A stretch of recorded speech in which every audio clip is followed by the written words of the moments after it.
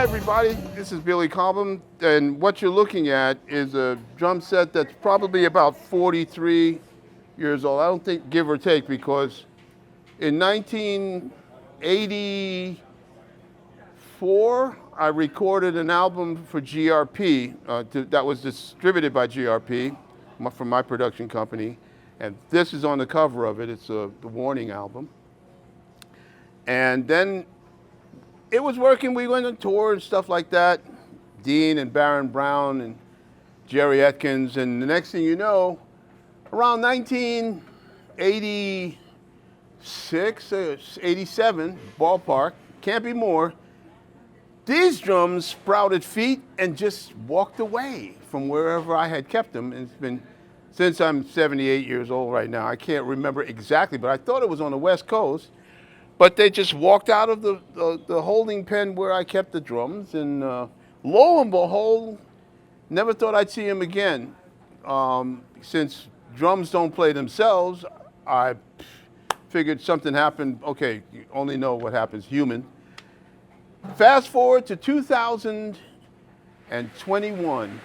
Strangely enough, somebody writes me and says, "Hey, you ever seen these shells before?" And of course they just had holes in them. They had no heads on them, no rims, no mounts or anything. And I said, "Yeah, they're mine."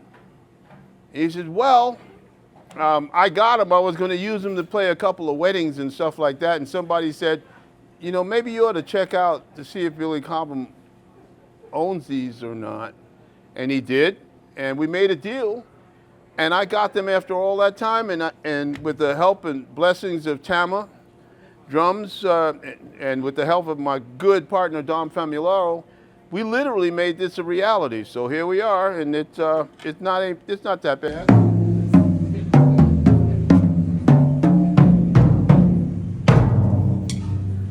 Retro rock and roll, man.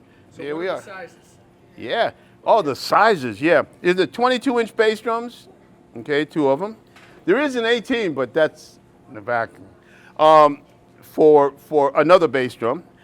And then we have a 15 over here. Okay.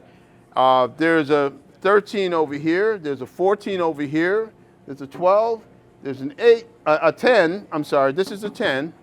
There is an 8, but it gets in the way of the 20 that's over here. You know. I hope I'm not making you guys a little dizzy, but anyway. And then we've got an 18 on this side, which is floor tom. All of these are floor toms, okay? And this is a 16 floor tom, all right?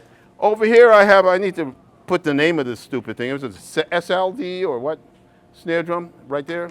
SLP. SLP, that's a new bit. This wasn't even thought of back in the day. But I got one of these as my alternative snare. It's a 1410.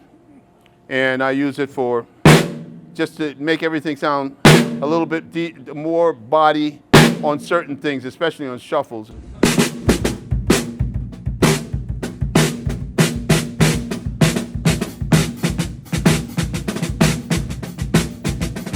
And so I like to try to use it as a color to bring certain other things out. And then when I go back to the main snare, which is my mesquite, it's something that I made myself. It just works really well to cut through all of the deepness and the tones that come with this kind of shell, which is an old accordion wood thing.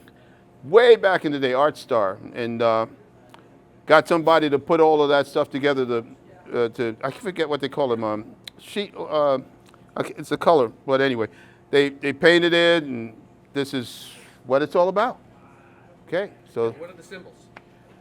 Of course they're Savians, but when you look and you see S there, you see Sally, and then you see BI as Billy, and you see AN as Andy. So I think you know where we're going with this, and so that's what they are. But the thing about it is that this concept, for me, reminds me of what I used to have when I was with A Zildjian, and Avitas was calling the shots live, if you know what I'm talking about.